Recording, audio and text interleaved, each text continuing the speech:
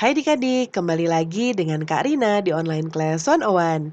Kali ini kita akan belajar kelas 5, tema 7, subtema 1, peristiwa kebangsaan masa penjajahan. Di pembelajaran 3 kita akan belajar bahasa Indonesia, PPKN, dan IPS di halaman 30 sampai dengan 43. Sebelum kita mulai, Kak Rina mau nanyain kabar adik-adik nih. Apa kabar adik-adik hari ini? Semoga semuanya dalam keadaan sehat ya. Nah, kita mulai ya adik-adik. Berbagai kebijakan pemerintah kolonial telah menyengsarakan rakyat Indonesia. Salah satunya adalah sistem tanam paksa yang dilaksanakan pemerintah kolonial Belanda. Apakah sistem tanam paksa itu? Nah, sistem tanam paksa adalah sistem yang memaksa rakyat menanam komoditas tertentu dengan peraturan tertentu. Jadi biasanya yang ditanam itu adalah yang hanya apa tanaman-tanaman yang bisa diekspor oleh kolonial ya adik-adik ya. Nah, kemudian apa pengaruhnya terhadap kehidupan rakyat Indonesia? Pengaruhnya sangat banyak ya, yaitu yang pertama membuat tanah terbengkalai sehingga panen gagal, rakyat makin menderita, wabah penyakit merajalela, bahaya kelaparan melanda, dan memaksa rakyat mengungsi ke daerah lain untuk menyelamatkan diri. Berikutnya ada bacaan judulnya Sistem Tanam Paksa Pemerintah Kolonial Belanda. Boleh dibaca dahulu ya. Nanti kita lihat bagian yang bisa kita jawab bersama-sama.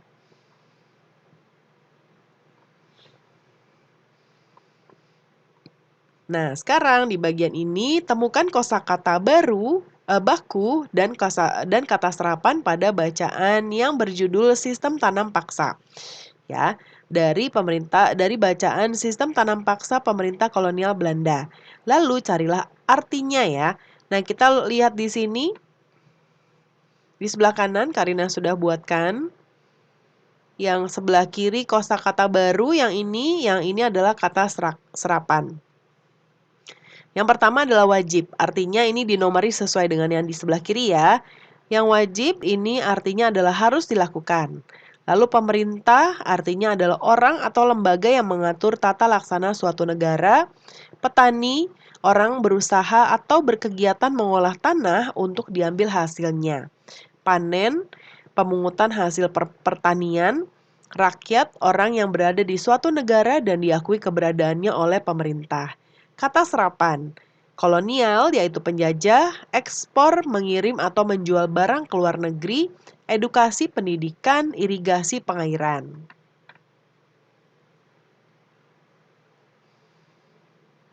Nah, kita lihat yang berikutnya, pahami bacaan di atas, tuliskan informasi penting dalam bacaan ke dalam kolom-kolom berikut dengan menggunakan prinsip apa, di mana, kapan, siapa, mengapa, dan bagaimana.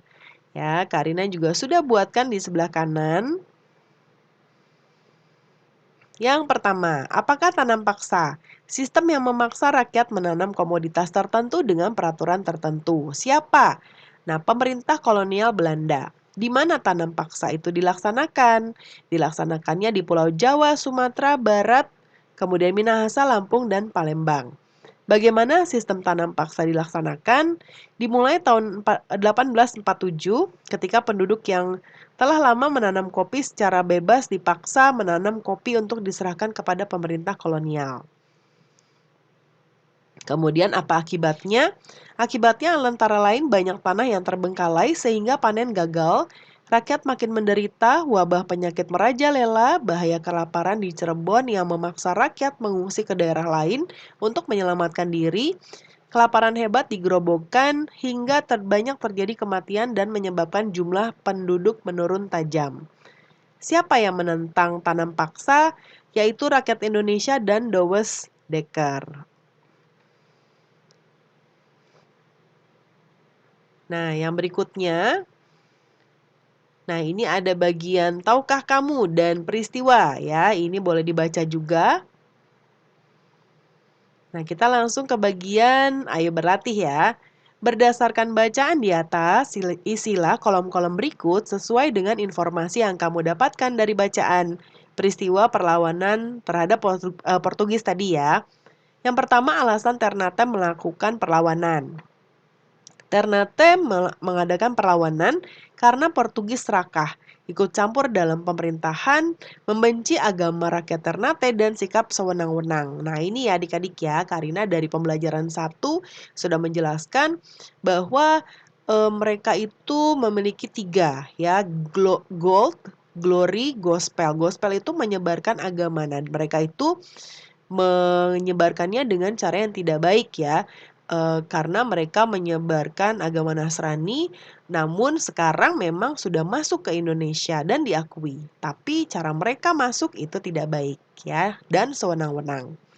Yang kedua, pemimpin rakyat Aceh dan Ternate yang melakukan perlawanan, yaitu kalau di Aceh ada Sultan Ali Mughayat Shah, Sultan Alauddin Riayat Shah, lalu Sultan Iskandar Muda. Kalau di Ternate ada Sultan Hairun dan Sultan Babullah. Kemudian hasil perlawanan.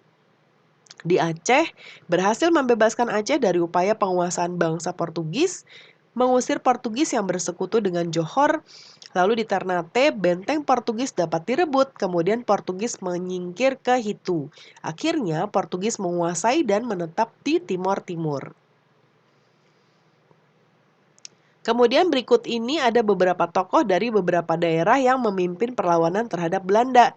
Ada Sultan Hasanuddin di Makassar, Pangeran Antasari dari Banjarmasin, lalu ada Patimura dari Maluku, kemudian ada Sisingamangaraja, Sultan Ageng Tirtayasa, Pangeran Diponegoro, dan Silas Papare. Ya. Nah, sekarang tugas kita bentuklah kelas menjadi 7 kelompok ya. Dengan tadi kan kita ada berapa nih? Ada 7 tokoh ya. Jadi 7 kelompok nanti dibagi oleh Bapak Ibu guru untuk mencari tahu informasi tentang perjuangan tokoh-tokoh tadi. Bisa cari di buku, perpustakaan, media elektronik ya. Nah, Karina akan buatkan masing-masing semuanya ya untuk adik-adik. Jadi nanti adik-adik tinggal pilih dapat kelompok apa. Nah, ya jadi nanti tinggal di pause saja di bagian yang mana adik-adik dapat ya. Yang pertama Sultan Hasanuddin. Nih ya, boleh di pause dulu.